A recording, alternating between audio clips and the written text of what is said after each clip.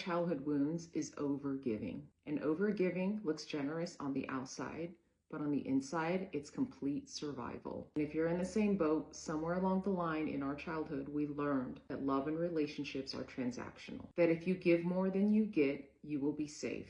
And if you continue giving, you'll finally be enough and finally be chosen. So you continue to pour yourself out, your time, your energy, your emotional labor. And the problem with this is that overgiving will never give you the connection that you want. All it will create is imbalance. And this imbalance teaches people what they can expect from you, not where they can meet you. So it leaves you resentful, drained, and at the essence of it, you're abandoning yourself over and over again just to get that external validation. The shift doesn't happen by completely stopping and swinging to the other side of the spectrum where you completely stop giving. It happens when you stop outsourcing your worth. Instead of practicing, if I give, I am valuable, start practicing, I am valuable, and I will choose where and how I give. The key question is to ask, am I giving because I want to, or because I am afraid not to? If it is the need for belonging, the need for approval, the need for some sort of praise, the need to feel seen and understood by people who are limited and don't have the capacity to give that to you, or even if they do, you set the tone to show them that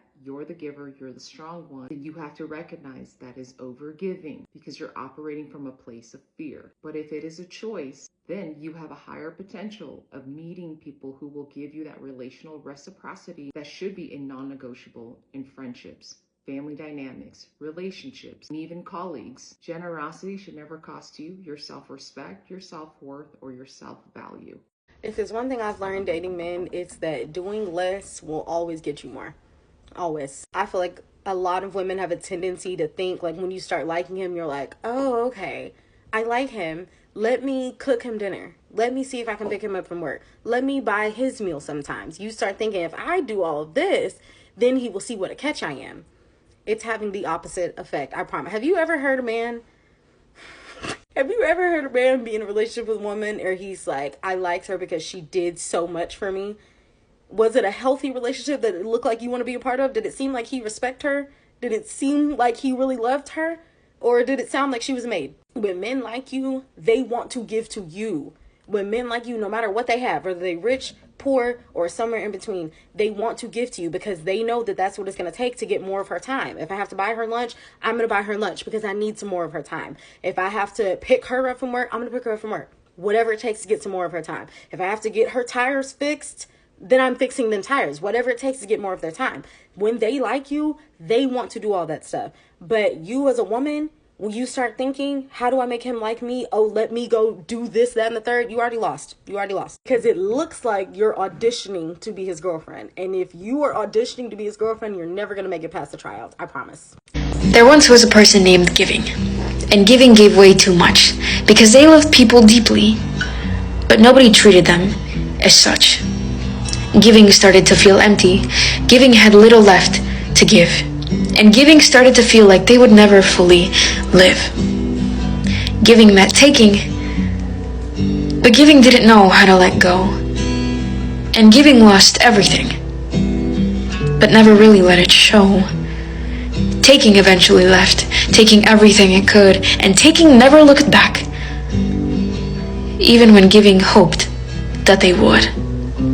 Giving sat down at a bench, where now Giving met time, and time told Giving everything's gonna be just fine. Giving sat there for a while, waiting for someone new, and Giving started to wonder if someone was waiting for them, too. Giving eventually stood up. They walked around the block, where Giving saw somebody who was sitting next to a clock. Giving knew time, but they didn't want to interrupt to greet, so Giving kept walking as that someone stood from their seat. Giving wondered about them, but Giving was afraid, because Giving had always given, but that love had never stayed. But Committing wasn't afraid, and Committing knew how to give, so Committing ran up to Giving and taught them how to forgive. Committing met Giving and introduced them to receiving, and Giving became so abundant, they forgot they ever knew leaving. Some of us didn't get heartbroken because love failed. We got hurt because we overgave, because nobody taught us that sometimes giving more It's not love, it's self-abandonment disguised as loyalty. If you watched my Danish deception video, you saw how luxury and romance can hide manipulation. But here's the truth, that story wasn't just about him. It's about what happens inside of us when we keep choosing someone over ourselves. Today, let's talk about the real price of overgiving. A conversation every woman entering her soft life era needs to have. Why we overgive? We overgive because of social conditioning. Women have been conditioned to be the good woman, hold him down, prove your worth, be his ride or die. Sometimes we overgive due to childhood survival coping mechanisms such as attention earned through efforts. We believe love must be earned, not reciprocated. Overgiving becomes our identity. We become the one who stays, the loyal one. The more you overgive, the more you teach people that your needs don't matter. Manipulators target overgivers with luxury, big gestures, fast intimacy, emotional dysregulation. Because when a man knows you're an overgiver, all he has to do is perform love, not deliver it. Love bombing works best on women who are already used to proving their worth. The emotional cost of overgiving is low self-worth, anxiety, attachment wounds, wasted time, wasted efforts, delayed dreams. The financial cost is emotionally giving often, which leads to physical investments. You forget who you are without the role of the caretaker. The cost of overgiving is that you starve emotionally while feeding someone else. The soft life is not comfort at any cost. It's safety, ease, mutual energy, intentional softness, not forced. Soft life without boundaries becomes survival in pretty packaging. Healed women give differently. They give from overflow, not depletion. They match energy. They don't perform for love.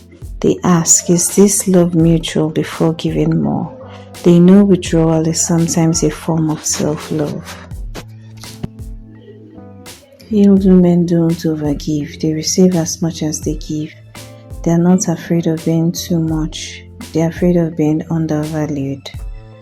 How to stop overgiving? Notice when effort is not being reciprocated. Give slowly, not all at once. Value energy returned, not just energy given. Let people earn what you naturally give. Stop giving discounts in relationships. How to stop overgiving? Notice when effort is not reciprocated. Give slowly, not all at once. Value energy returned, not just energy given. Let people earn what you naturally give. Stop giving discounts in relationships. Here are some affirmations for you.